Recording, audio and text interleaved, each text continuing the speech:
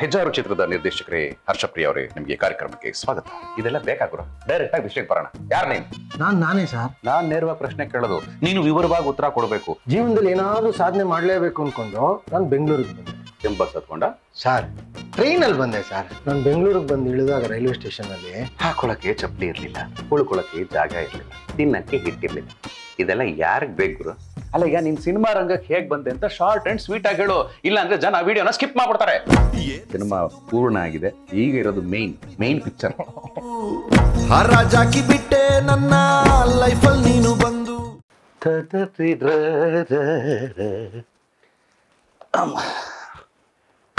ಏನಿದು ಎಲ್ಲ ಕತ್ಲೆ ಆಗಿದೆ.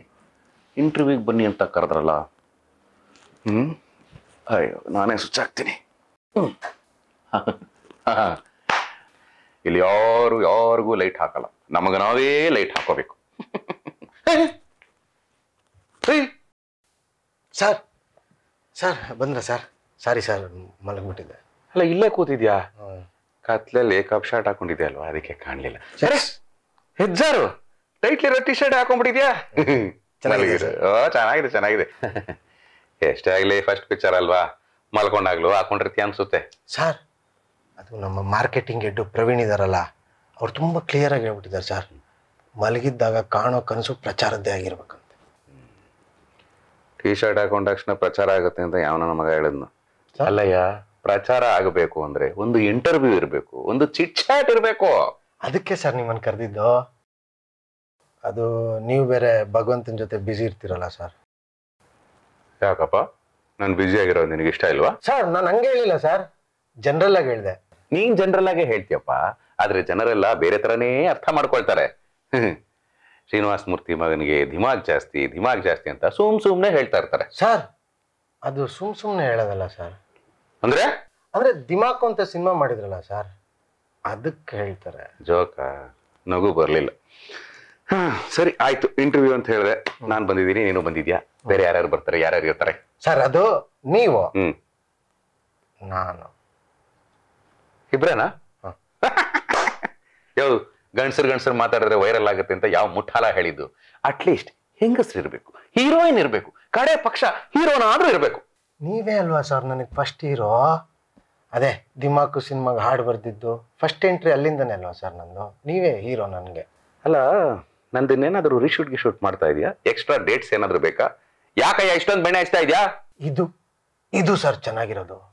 ನೀವು ಹಿಂಗೆ ಸ್ಟ್ರೈಟ್ ಫಾರ್ವರ್ಡ್ ಆಗಿ ಮಾತಾಡ್ತಿರಲ್ಲ, ಅದೇ ನಂಗೆ ಇಷ್ಟ ಆಗಿರೋದು. ಅದೇ ನನಗೆ ಕಷ್ಟ ಆಗಿರೋದು ಸರ್. ಏನಿಲ್ಲಪ್ಪ, ಸರಿ ಆಯ್ತು. ನಾವಿಬ್ಬರೇ ಇಂಟರ್ವ್ಯೂ ಅಂತ ಹೇಳ್ತಾ ಇದೆಯಾ?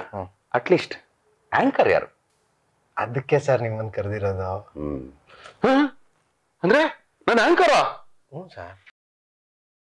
ಸರ್, ಮಾರ್ಕೆಟಿಂಗ್ ಬಡ್ಜೆಟ್ ಅಲ್ಲಿ ಆಂಕರ್ನ ಅಫೋರ್ಡ್ ಮಾಡೋಕ್ಕಾಗ್ತಿಲ್ಲ ಸರ್. ಅದಕ್ಕೆ ನೀವು ಆಲ್ರೆಡಿ ಆಂಕರ್ ಮಾಡಿದಿರಲ್ಲ ಸರ್. ಮಾಡಿದ್ದೀನಪ್ಪ, ಮಾಡಿದ್ದೀನಿ. ಇದು ಆಯ್ತು, ಪಿಕ್ಚರೇ ಮಾಡಿದ್ದೀನಿ ಅಂತ ಆಂಕರಿಂಗ್ ಮಾಡೋದು ದೊಡ್ಡ ವಿಷಯನ ಸರ್? ಏನಿಲ್ಲ, ಆದ್ರೆ ನೀನೊಂದು ತಪ್ಪು ಮಾಡ್ತಾ ಇದೆಯಾ.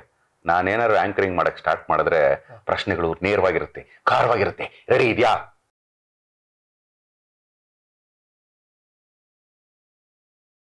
ಸರಿ sir. ಅನ್ಬೋಸ್.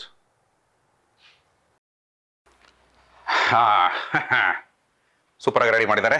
Very good, nice poster. Okay, let me figure out the first question. Sir, opening ಏನಾರ? ಓಪನಿಂಗ್ ಹೆಜ್ಜಾರು ಚಿತ್ರದ ನಿರ್ದೇಶಕರೇ ಹರ್ಷಪ್ರಿಯ ಅವರೇ, ನಿಮಗೆ ಕಾರ್ಯಕ್ರಮಕ್ಕೆ ಸ್ವಾಗತ. ಕಾರ್ಯಕ್ರಮವನ್ನು ವೀಕ್ಷಿಸ್ತಾ ಇರೋ ನಿಮ್ಮೆಲ್ಲರಿಗೂ ಸ್ವಾಗತ. ಇದೆಲ್ಲ ಬೇಕಾಗುರ ಡೈರೆಕ್ಟ್ ಆಗಿ ವಿಷಯಕ್ಕೆ ಬರೋಣ. ಯಾರು ನೀನು? ಸರ್, ನಾನೇ ಸರ್. ನಾನ್ ನೇರವಾಗಿ ಪ್ರಶ್ನೆ ಕೇಳೋದು, ನೀನು ವಿವರವಾಗಿ ಉತ್ತರ ಕೊಡಬೇಕು. ಯಾರು ನೀನು ಅಂತ ಕೇಳಿದ್ರೆ ನಿನ್ನ ಹಿನ್ನೆಲೆ ಏನು ಅಂತ ಹೇಳ್ಬೇಕು.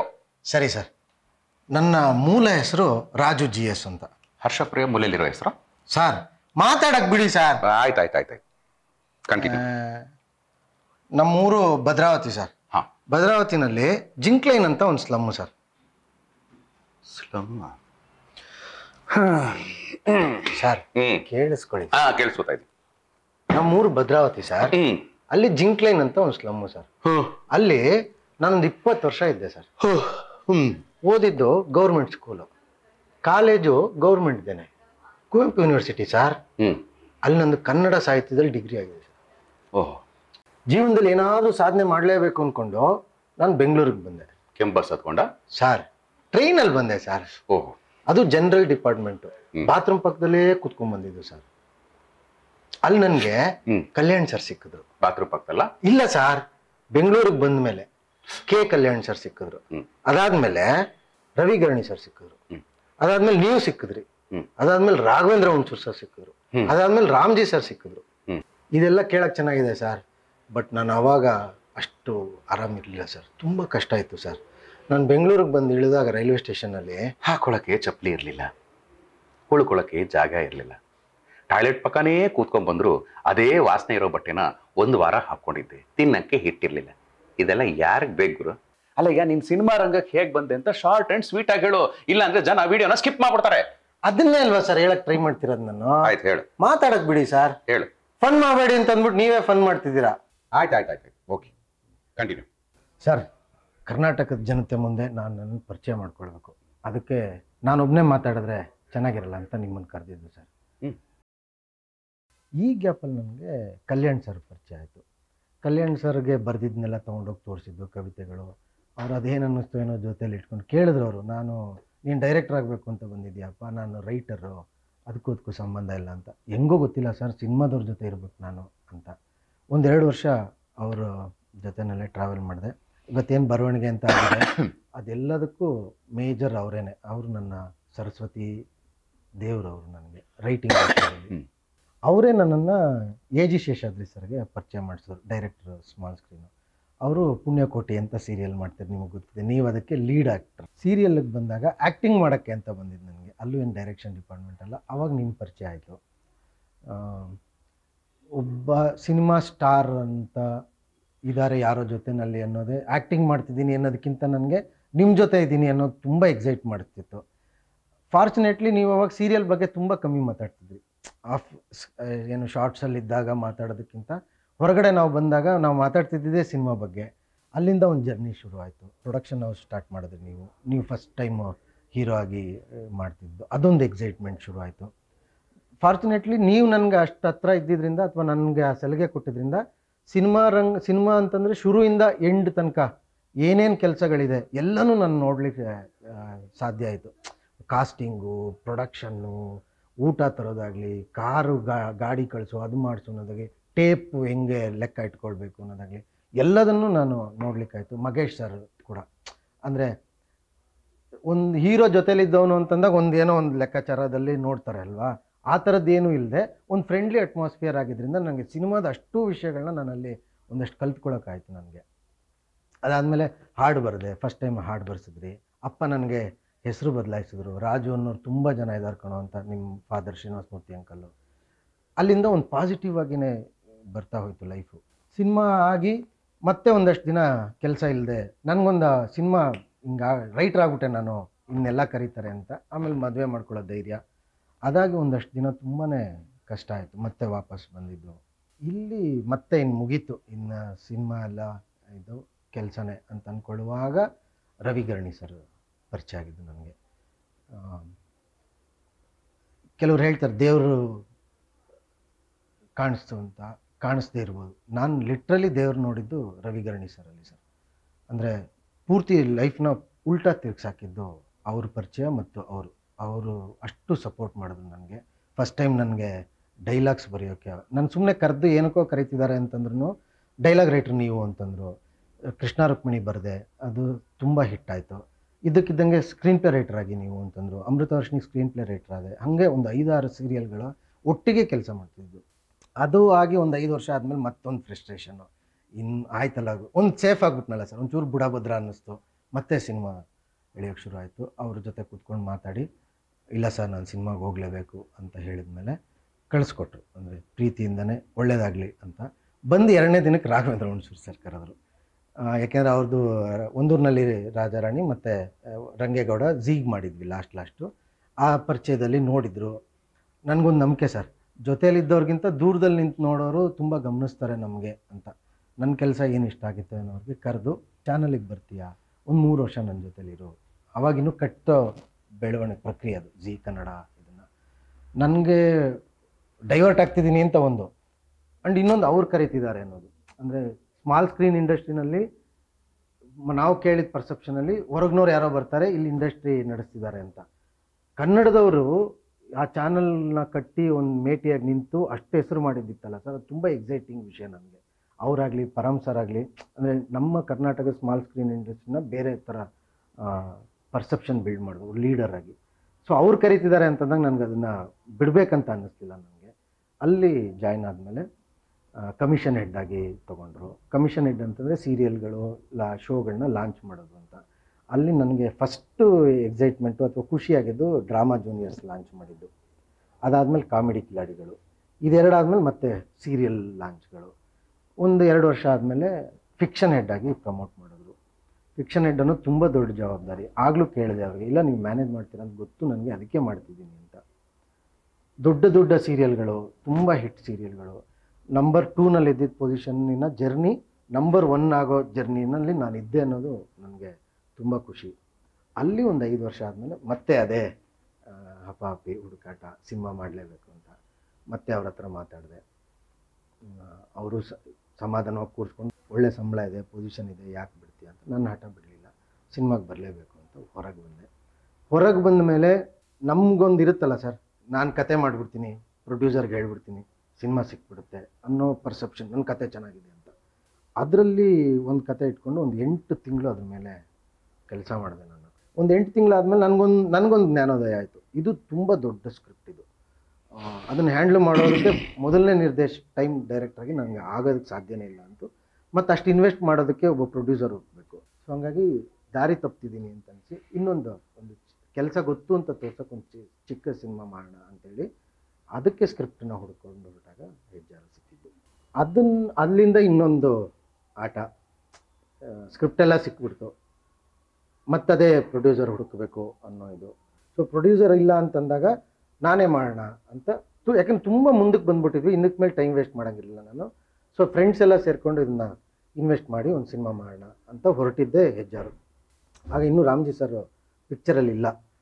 ಹೋಗಿ ರೆಕ್ಕೆ ಎಲ್ಲ ಮಾಡ್ಕೊಂಡು ಬಂದು ಇನ್ವೆಸ್ಟ್ಮೆಂಟ್ ಮಾಡೋದು ಅಂತಂದರೆ ಏನು ಮಾಡಬೇಕು, ಬ್ಯಾಂಕಲ್ಲಿ ಒಂದಷ್ಟು ಇದ್ದಿದ್ದನ್ನು ಅಷ್ಟನ್ನು ತಂದು ಹಾಕ್ಬಿಡೋಣ ಅಂತ ತೀರ್ಮಾನ ಮಾಡಿಬಿಟ್ಟೆ. ಯಾಕಂದರೆ ನನಗೊಂದು ಸ್ಕ್ರಿಪ್ಟ್ ಮೇಲೆ ಎಷ್ಟು ನಂಬಿಕೆ ಬಂದಿತ್ತು ಅಂತಂದರೆ, ಒಂದಷ್ಟು ಪೋರ್ಷನ್ನ ನಾನು ಶೂಟ್ ಮಾಡಿದ್ರು ಅದನ್ನು ತೋರಿಸಿ ಇನ್ಯಾರೋ ಪ್ರೊಡ್ಯೂಸರ್ನ ಒಳಗೆ ತರ್ಬೋದು ಅಂತ ಅಷ್ಟು ಸ್ಟ್ರಾಂಗ್ ನಂಬಿಕೆ ಇತ್ತು ನಮಗೆ, ಟೀಮ್ಗೆ, ಸ್ಕ್ರಿಪ್ಟ್ ಕಂಟೆಂಟ್ ಮೇಲೆ. ಸೊ ಹಾಗಾಗಿ ಆ ಧೈರ್ಯ ತೊಗೊಂಡ್ವಿ. ಜೊತೇಲಿ ಬರ್ತೀನಿ ಅಂದವರೆಲ್ಲ ಬೇರೆ ಬೇರೆ ಕಾರಣಕ್ಕೆ ಯಾರನ್ನೂ ಬ್ಲೇಮ್ ಮಾಡೋಕ್ಕಾಗಲ್ಲ, ಅವ್ರವ್ರದ್ದೇ ಇರುತ್ತೆ ಲೈಫು ಇದು. ಯಾಕಂದರೆ ಕೊರೋನಾ ಟೈಮು ತುಂಬ ಪ್ರಾಬ್ಲಮ್ಗಳಿತ್ತು. ಸೊ ಅದಾದಮೇಲೆ ಮತ್ತೆ ಭಯ ಶುರುವಾಗೋಯ್ತು, ಶುರು ಮಾಡಿಸ್ಬಿಟ್ಟಿದ್ದೀನಿ, ಡ್ರೀಮ್ಸ್ ಎಲ್ಲ ಆಗೋಗಿದೆ ಅಂತ. ಆ ಗ್ಯಾಪಲ್ಲಿ ರಾಮ್ಜಿ ಸರು ರಾಮಾಚಾರಿ ಸೀರಿಯಲ್ ಸ್ಟಾರ್ಟ್ ಮಾಡ್ತಾಯಿದ್ರು. ಅವ್ರದ್ದೆಲ್ಲ ಟೈಟ್ಲ್ ಟ್ರ್ಯಾಕ್ಗಳು ನಾನೇ ಬರಿತಾ ಇದ್ದಿದ್ದರಿಂದ ಅದ್ರ ಬಗ್ಗೆ ಮಾತಾಡೋಕ್ಕೆ ಅಂತ ಬಂದ್ವಿ. ಆ ಕತೆ ಕೇಳಿದ್ದು ಎಲ್ಲ ಆದಮೇಲೆ ಏನು ನಡೀತಿದೆ, ಸಿನಿಮಾ ಹೆಂಗಾಗ್ತಿದೆ ಅಂತ ಕೇಳಿದ್ರು. ನಾನೇನು ಪ್ರೊಡ್ಯೂಸ್ ಮಾಡಿ ಅಂತ ಮಾತು ಶುರು ಮಾಡಿಲ್ಲ, ಕತೆ ಹೇಳಿ ಅಂತಂದರು ಅವ್ರು ಫಸ್ಟು. ಆ ಎಕ್ಸೈಟ್ಮೆಂಟಲ್ಲಿ ಕತೆ ಹೇಳಿ, ನನಗೆ ಹೇಳ್ಬೋದಾ ಅಂತ ನಾನು ಪೂರ್ತಿ ಕತೆ ನರೇಟ್ ಮಾಡಿ ಮುಗ್ತಿದ್ದಂಗೆ ಎದ್ದು ಬಂದರು, ಹಗ್ ಮಾಡಿದ್ರು. ನಂಗೆ ಗೊತ್ತು ಫೈನಾನ್ಷಿಯಲ್ ಪ್ರಾಬ್ಲಮ್ ಆಗ್ತಿದೆ ಅಂತ, ಇದು ತುಂಬ ಚೆನ್ನಾಗಿದೆ ಕತೆ, ಅದಕ್ಕೆ ಕತೆ ಕೇಳಿದ್ದು ನಾನು. ಈ ಕತೆ, ಈ ಸಿನಿಮಾ ಆಗಬೇಕು, ಅದೇನು ಬೇಕೋ ನಾನು ನಿಂತ್ಕೋತೀನಿ, ಸಪೋರ್ಟ್ ಮಾಡ್ತೀನಿ, ಫೈನಾನ್ಷಿಯಲ್ ಅನ್ನೋ ಟೆನ್ಷನ್ನ ಬಿಟ್ಬಿಡಿ, ಕ್ರಿಯೇಟಿವ್ ಆಗಿ ನೀವು ಏನೇನು ಮಾಡಬೇಕು ಎಲ್ಲನೂ ಮಾಡಿ, ನಾನು ನಿಂತ್ಕೋತೀನಿ ಅಂತಂದರು. ಈ ಸಿನಿಮಾ ಆಗಿದೆ ಸರ್. ರಾಜು ಅಲಿಯಾಸ್ ಹರ್ಷಪ್ರಿಯ ಒಂದು ಸ್ಲಮ್ನಲ್ಲಿ ಚಿಕ್ಕ ಚಿಕ್ಕ ಹೆಜ್ಜೆಗಳನ್ನ ಇಡೋ ಮುಖಾಂತರ ನಿಮ್ಮ ಜರ್ನಿ ಸ್ಟಾರ್ಟ್ ಮಾಡಿ ಕನ್ನಡ ಚಿತ್ರರಂಗ ಅನ್ನೋ ಒಂದು ದೊಡ್ಡ ಸಮುದ್ರದಲ್ಲಿ ಈಗ ನಿಮ್ಮ ಹೆಜ್ಜಾರು ಅನ್ನೋ ದೊಡ್ಡ ಹೆಜ್ಜೆನ ಇಡಕ್ಕೆ ಹೊರಟಿದ್ದೀರಾ. ಆ ಒಂದು ನಿಮ್ಮ ಹೆಜ್ಜೆಯಲ್ಲಿ ಜೊತೆಯಾಗಿ ನಾನು ಇದ್ದೀನಿ ಅನ್ನೋದಕ್ಕೆ ನನಗೆ ತುಂಬ ಖುಷಿ ಇದೆ, ಹೆಮ್ಮೆ ಇದೆ. ಫಸ್ಟು ರಾಜು ನನಗೆ ಪರಿಚಯ ಆಗಿದ್ದು ಆಲ್ರೆಡಿ ಅವ್ರು ಹೇಳಿದ್ರು, ಪುಣ್ಯಕೋಟಿ ಸೀರಿಯಲಲ್ಲಿ ಒಂದು 4 ಜನ ಸ್ನೇಹಿತರ ಜೊತೆ ಆತನು ಒಬ್ರು ಯಾರಿಗೋ ಡೈಲಾಗ್ ಹೇಳೋಕ್ಕೆ ಬರ್ತಿರ್ಲಿಲ್ಲ ಅಂದಾಗ ಇವರು ಚೆನ್ನಾಗಿ ಹೇಳಿದ್ರು. ಸೊ ಹಾಗಾಗಿ ಅಲ್ಲಿಂದ ಚೆನ್ನಾಗಿ ಮಾತಾಡ್ತೀರಾ, ಚೆನ್ನಾಗಿ ಹೇಳ್ತೀರಾ ಡೈಲಾಗು ಅಂತ ನಮ್ಮ ಫಸ್ಟ್ ಮಾತು ಪ್ರಾರಂಭ ಆಗಿದ್ದು. ಅಲ್ಲಿಂದ ಫಸ್ಟ್ ಮಧ್ಯಾಹ್ನ ಅಷ್ಟೊತ್ತಿಗೆ ನಾನು ಬರಿತೀನಿ ಅಂತ ಹೇಳಿದ್ರು. ಹೌದಾ, ಏನು ಬರೀತೀರಾ ಅಂದೆ. ಏನೋ ಒಂದು 2-3 ಸಾಲು ಹೇಳಿದ್ರಿ, ಸಖತ್ತಾಗಿದೆ, ನೀವು ತುಂಬ ಚೆನ್ನಾಗಿ ಬರೀತೀರಾ, ಹೆಂಗಿದು ಕನ್ನಡನ ಇಷ್ಟು ಚೆನ್ನಾಗಿ ಆ್ಯಂಡ್ ಇಷ್ಟು ವಿಭಿನ್ನವಾಗಿ ಸಾಹಿತ್ಯ ಬರೀತಾರೆ ಅಂತ ಅಂದಾಗ ಆತನ ಮೇಲೆ ನಂಗೆ ತುಂಬ ಖುಷಿಯಾಗಿ ಶೇರ್ ಮಾಡೋಕ್ಕೆ ಶುರು ಮಾಡಿದ್ವಿ ಸಿನಿಮಾ ಬಗ್ಗೆ. ಸೊ ಪ್ರತಿ ದಿವಸ ನಮ್ಮ ಸೀರಿಯಲಲ್ಲಿ ನಡೀತಾ ಇರೋ ಸೀನುಗಳಿಗೂ ನಮ್ಮ ಮಾತುಗಳಿಗೂ ಸಂಬಂಧವೇ ಇರ್ತಾ ಇರಲಿಲ್ಲ. ನಾವು ಮಾತು ಸ್ಟಾರ್ಟ್ ಮಾಡಿದ್ರೆ ಸಿನಿಮಾ, ಮಾತು ಎಂಡ್ ಮಾಡಿದ್ರೆ ಸಿನಿಮಾ, ಜೊತೆಗೆ ಕೂತ್ಕೊಂಡು ಕಾಫಿ ಟೀ ಕುಡ್ಕೊಂಡು ಅಲ್ಲೇ ನಾವು ಹುಚ್ಚ ಅನ್ನೋ ಹಾಡನ್ನು ಆಲ್ರೆಡಿ ಬರ್ಕೊಂಬಂದ್ಬಿಟ್ಟಿದ್ರು ಹರ್ಷಪ್ರಿಯ ರಾಜು ಅವಾಗ. ಸರ್ ಇದು ನೋಡಿ ಸರ್ ಚೆನ್ನಾಗಿದೆ ಅಂತ ಅಲ್ಲೇ ಕೂತ್ಕೊಂಡು ಎಲ್ಲೋ ಒಂದು ಟೀ ಅಂಗಡಿ ಎಲ್ಲರ ಹತ್ರ ಕೂತ್ಕೊಂಡು ಟ್ಯೂನ್ ಅಲ್ಲೇ ಹಾಕಿ ಹಾಡನ್ನ ರೆಡಿ ಮಾಡಿ ಇಟ್ಬಿಟ್ವಿ. ಅದು ಆ್ಯಕ್ಚುಲಿ ಆ ಹಾಡು ದಿಮಾಕುಗೆ ಸಂಬಂಧವೇ ಇರಲಿಲ್ಲ. ಅದಾಗ ಒಂದು 4-5 ವರ್ಷ ಆದಮೇಲೆ 2-3 ವರ್ಷಗಳಾದಮೇಲೆ ದಿಮಾಕು ನಾವು ಸ್ಟಾರ್ಟ್ ಮಾಡಿದಾಗ ಆಲ್ರೆಡಿ ನಾವು ಮಗೇಶ್ ಹೇಳಿದ್ವಿ, ನಮ್ಮ ಹತ್ರ ಆಲ್ರೆಡಿ ರೆಡಿಮೇಡ್ ಒಂದು 3 ಸಾಂಗ್ ಇದೆ, ಅದರಲ್ಲಿ ಒಂದು ನಾನು ಒಂದು ರಾಜು ಬರೆದಿರೋದು ಎಲ್ಲ ಎಕ್ಸೈಟ್ ಆಗಿ ಹಂಗಾಗಿ ಅವರೆಲ್ಲ ನಮ್ಮ ಸಿನಿಮಾದಲ್ಲಿ ಒಟ್ಟೊಟ್ಟಿಗೆ ಕೆಲಸ ಮಾಡೋಕ್ಕೆ ಆಯಿತು. ಬಟ್ ಖುಷಿಯಾಗೋದೇನೆಂದರೆ ಕನಸು ಕಾಣೋದು ಎಲ್ಲರೂ ಕನಸು ಕಾಣ್ತಾರೆ, ಆದರೆ ಅದನ್ನು ಸಾಕಾರ ಮಾಡ್ಕೊಳ್ಳೋದಕ್ಕೆ ಆ ಒಂದು ದಾರಿ ಇದೆಯಲ್ಲ, ಆ ದಾರಿಯಲ್ಲಿ ಇವರ ಏನು ಶ್ರಮದ ಜೊತೆ ಅದೃಷ್ಟನೂ ಅವ್ರಿಗೆ ಕೈ ಜೋಡಿಸಿದೆ. ಅದೃಷ್ಟ ಅಂದರೆ ಯಾವ ಥರ, ಅವ್ರು ಕೂತ ಜಾಗದಲ್ಲೇ ಏನೋ ದುಡ್ಡು ಬರೋದಾಗಲಿ ಆ ಥರ ಆಗಲಿಲ್ಲ.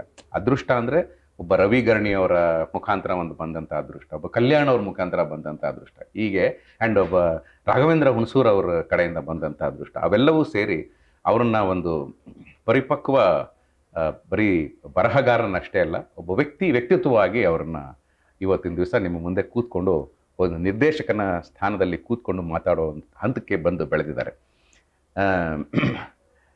ಈ ಹೆಜ್ಜಾರು ಅನ್ನೋ ಒಂದು ಸಿನಿಮಾದ ನೀವು ಕನಸನ್ನ ಏನು ಕಂಡಿದ್ದೀರಾ, ಅದು ಆಲ್ರೆಡಿ ಈಗ ಒಂದು ಹಂತಕ್ಕೆ ನನಸಾಗಿದೆ. ಅಂದರೆ ಸಿನಿಮಾ ಪೂರ್ಣ ಆಗಿದೆ, ಸಿನಿಮಾ ಎಲ್ಲರೂ ನೋಡಿ ನಿಜವಾಗ್ಲೂ ನೀವು ಕತೆ ಹೇಳಿದಾಗ ಅದೆಷ್ಟು ವಿಭಿನ್ನವಾಗಿದೆ ಅಂತ ಅನ್ನಿಸ್ತು. ಸಿನಿಮಾ ನೋಡಿದಾಗಲೂ ಅದರ ತುಣುಕುಗಳು, ಹಾಡುಗಳು ಎಲ್ಲವನ್ನೂ ನೋಡಿದಾಗ ನಿಮ್ಮ ಪ್ರಾಮಿಸ್ನ ನೀವು ಉಳಿಸ್ಕೊಂಡಿದ್ದೀರಾ ಅಂತ ನನಗೆ ತುಂಬ ಖುಷಿ ಇದೆ. ಈಗ ಒಂದು ಹಂತ ಕ್ರಾಸ್ ಮಾಡಿದ್ದೀವಿ, ಈಗ ಇರೋದು ಮೇನ್ ಪಿಕ್ಚರ್. ಆ ಮೇನ್ ಪಿಕ್ಚರೇ ನೀವು, ಅಂದರೆ ನಮ್ಮ ಅನ್ನದಾತರು, ಪ್ರೇಕ್ಷಕರು. ಕನ್ನಡದಲ್ಲಿ ಇತ್ತೀಚೆಗೆ ಕನ್ನಡಿಗರೇ ಪರಭಾಷಾ ಸಿನಿಮಾಗಳು, ಅದರಲ್ಲೂ ಹೆಚ್ಚು ಮಲಯಾಳಂ ಸಿನಿಮಾಗಳನ್ನು ಹೊಗಳ್ತಾರೆ. ತಪ್ಪಿಲ್ಲ, ಹೊಗಳೇ, ಯಾಕೆಂದರೆ ಕಂಟೆಂಟು ಅವ್ರು ಆ ಥರ ಮಾಡ್ತಾ ಇದ್ದಾರೆ. ನಾವುಗಳು ಕೂಡ ಅಂಥ ಸಿನಿಮಾಗಳನ್ನ ನೋಡ್ತೀವಿ. ಆದರೆ ಈ ಸಿನಿಮಾದ ಒಂದು ಭಾಗವಾಗಿ ನಾನು ಇದನ್ನು ಹೇಳ್ತಾ ಇಲ್ಲ, ಒಬ್ಬ ಪ್ರೇಕ್ಷಕನಾಗಿ ಈ ಸಿನಿಮಾ ನೋಡಿ ಒಂದು ತುಂಬ ಹೆಮ್ಮೆಯಿಂದ ಹೇಳ್ತಾ ಇದ್ದೀನಿ. ಒಂದು ಪರಭಾಷಾ ಚಿತ್ರಗಳಿಗೆ ಕಂಟೆಂಟಲ್ಲಾಗಲಿ ಮೇಕಿಂಗಲ್ಲಾಗಲಿ ಎಲ್ಲ ವಿಭಾಗಗಳಲ್ಲೂ ಅವ್ರಿಗೆ ಸೆಡ್ಡು ಹೊಡೆದು ನಮ್ಮ ಸೋಷಿಯಲ್ ಮೀಡಿಯಾದಲ್ಲಿ ಯಾವ ರೀತಿ ಬೇರೆ ಸಿನಿಮಾಗಳಿಗೆ ರಿವ್ಯೂಸ್ ಬರಿತಾ ಇದ್ದಾರೆ, ಅದರ 10 ಪಟ್ಟು ಜಾಸ್ತಿ ಈ ಒಂದು ಹೆಜ್ಜಾರು ಸಿನಿಮಾಗೆ ಬರೀತಾರೆ ಅಂತ ನನಗೆ ತುಂಬ ನಂಬಿಕೆ ಇದೆ. ಆ ನಂಬಿಕೆನ ನೀವು ಉಳಿಸ್ತೀರಾ ಅಂತ ನಾನು ಅಂದ್ಕೊಂಡಿದ್ದೀನಿ. ಆದರೆ ಇಡೀ ತಂಡದ ಪರವಾಗಿ ನಾನು ನಿಮಗೆ ಪ್ರಾಮಿಸ್ ಮಾಡಬಲ್ಲೆ, ಸುಮ್ಮನೆ ಡವ್ ಮಾಡ್ತಾ ಇಲ್ಲ, ನಮ್ಮದು ಡಿಫ್ರೆಂಟ್ ಫಿಲಮ್ಮು, ವಿಭಿನ್ನವಾದ ಕಥೆ ಅಂತ. ನಿಜವಾಗ್ಲೂ ವಿಭಿನ್ನವಾದ ಕಥೆ, ಅದು ನಿಮಗೆ ಸಿನಿಮಾ ನೋಡಿದಾಗ ನಿಮಗೆ ಆ ಅನುಭವ ಆಗುತ್ತೆ. ಇಲ್ಲಿವರೆಗೂ ನಮ್ಮ ಈ ಒಂದು ಹೆಜ್ಜಾರು ಚಿತ್ರದ ಕಾರ್ಯಕ್ರಮವನ್ನು ನೀವು ನೋಡಿದ್ದೀರಿ, ನಿರ್ದೇಶಕರ ಬಗ್ಗೆ ತಿಳ್ಕೊಂಡಿದ್ದೀರಿ, ಸಿನಿಮಾ ಬಗ್ಗೆ ಹೆಚ್ಚೆಚ್ಚು ತುಣುಕುಗಳು ನಿಮಗೆ ಸಿಗ್ತಾ ಇರುತ್ತೆ. ಅವೆಲ್ಲವನ್ನೂ ನೋಡಿ ಅತಿ ಶೀಘ್ರದಲ್ಲೇ ಸಿನಿಮಾ ತೆರೆ ಕಾಣುತ್ತೆ. ಚಿತ್ರಮಂದಿರದಲ್ಲಿ ನೋಡಿ ಅದನ್ನು ಇಷ್ಟಪಟ್ಟು ನಮಗೆ ಪ್ರೋತ್ಸಾಹ ಕೊಡಬೇಕು ಅಂತ ಇಡೀ ತಂಡದ ಪರವಾಗಿ ನಾನು ಕೇಳ್ಕೊಳ್ತೀನಿ. ನಮಸ್ಕಾರ.